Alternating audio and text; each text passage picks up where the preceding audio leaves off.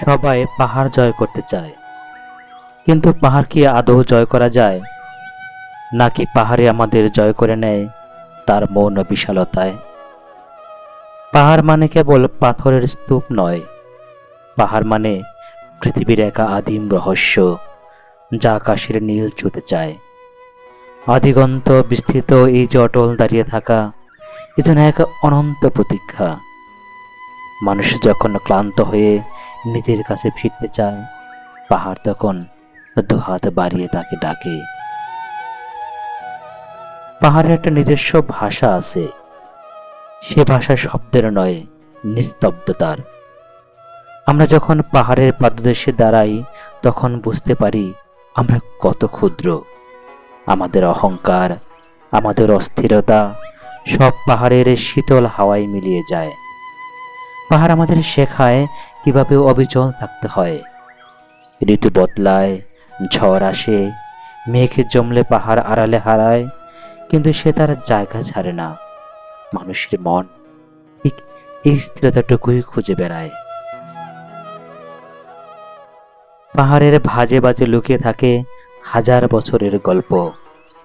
আপনি যখন একা কোনো পাহাড়ের চূড়ায় বসবেন, দেখবেন আপনার ভেতরের মানুষটা কথা বলতে শুরু করেছে।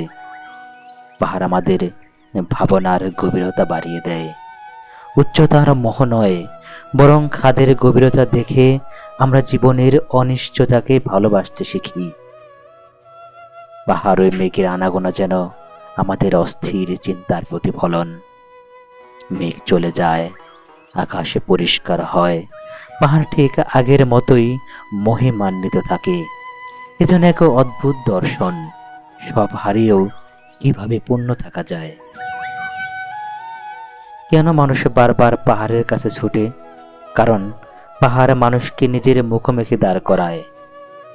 পাহাড়ের নির্জনতা আমাদের একাকিত্ব নয়, বরং এক অদ্ভুত শান্তিময় সঙ্গ দান করে।